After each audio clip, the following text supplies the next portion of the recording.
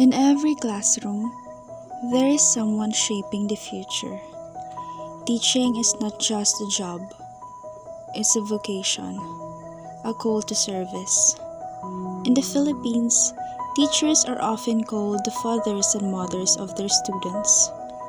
And the role goes beyond teaching lessons. They teach values, give hope, and build the foundation of our society. It is a vocation, a calling that demands the heart as much as the mind.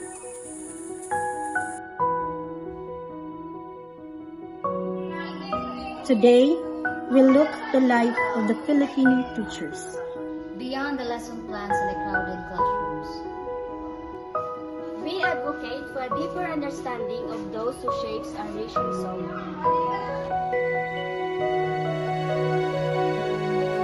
To wear the title of teacher in this nation is to wear a crown that is as heavy as it is holy.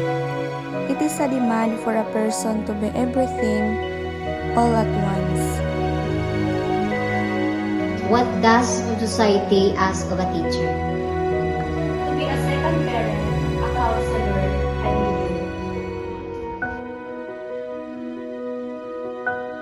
leader. To possess competence that never wavers, even when the sun goes down.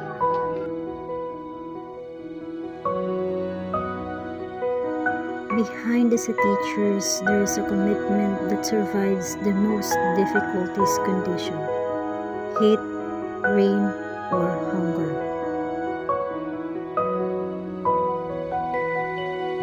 It's leadership that starts within these four walls but changes the world outside of them. They are not just lecturers, they are architects of leadership, nurturing purpose and potential in this space. To raise leaders who will guide and uplift the future.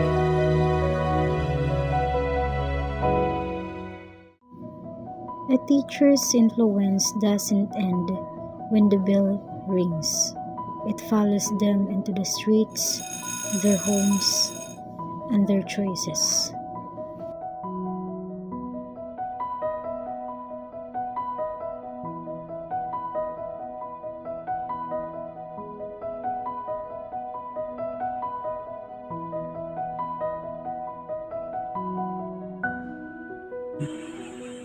But how do we stay on the right path?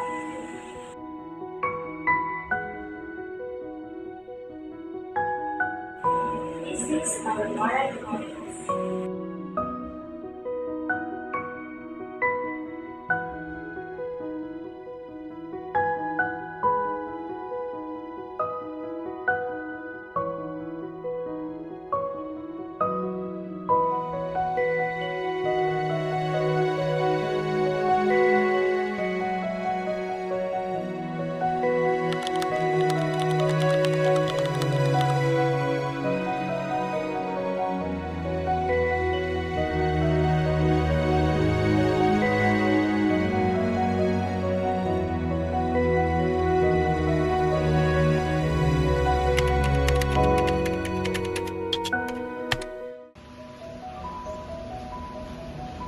Ethics is the soul of the profession.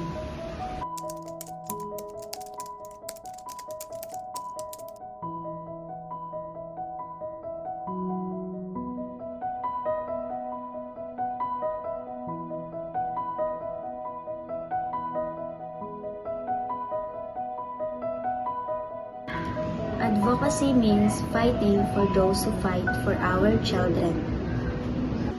Filipino teachers are not just workers. They are protected by sacred law called the Magna Carta.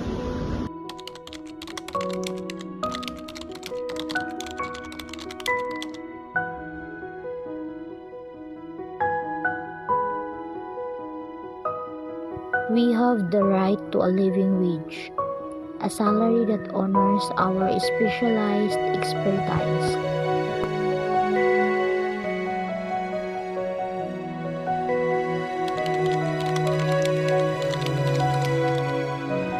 The law recognizes our struggle. It grants us protections and supports, even in the most hazardous stations.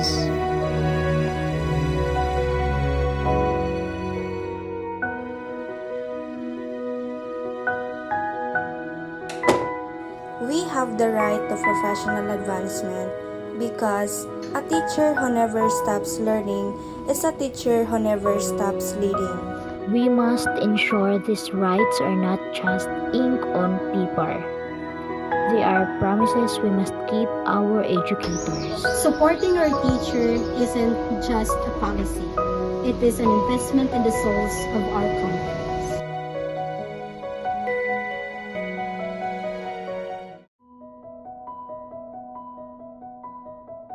Step outside to hear the real stories. Good morning, ma'am. The first question. What was the exact moment you realized teaching was your vocation and not just a job? When I first saw my school, when I heard their stories about how they cope in everyday living, especially how they go to school, I listened, and then after that, there's so many stories, like, kadamo ura-ura, like, one of my student, nayakan siya, ma'am, nakadi ako sa school because I really want to learn, kasi yung pamilya ko is super na mahirap, and then, kariyag niya na maging iba sa iya family, kariyag niya na siya and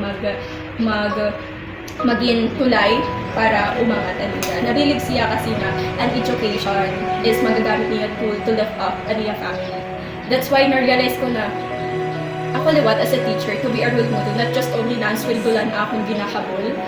Kailangan ko liwat na magtudlo, not just na magtudlo only, but to do my best and to enlighten the student na maging better sila and maging maupay sila sa future. That's it. How do you balance the high expectations of the community with your personal life? So, kada adlaw man, di ba, may mga expectation na perfect picture kit, perfect kit, actually niyayakan sa mga mama, especially sa mga student. Pero sa ato, nakikita natin na pareho man na may aram lapit guti. Pero as a teacher, you really need to stand up. You really need to continually teach na kung nanon imo na araman to people without some pressure of any people, especially sa may mga katatin, kaya taga ka pressure, at yung mga iba na tao na biniyayakan ka na perfect, i-continue na pag-teach sa mga student kung ano ang imo aram, kung ano yung forte, para liwatin mga student maka-learn kung ano yung kailangan ma-advance sa subject or subject. What is one ethical challenge you faced? And how did the code of ethics guide you? So, I faced one of my students na muling siya na nag-cheat, and then sabi niya, ma'am, huwag mo pa i-report kasi nagawa kayo because we have fact from them. And then, I decided na i-report ko yun. Kasi sabi sa code of ethics, dapat pag-teacher ka, you need to give your justice. So, i-report ko siya. Hindi lang yun para sa akin, for my job, but also para sa bata, para pagsabihan siya kasi mali yung ginawa niya, para sa susunod hindi na maulit yung ginawa niya.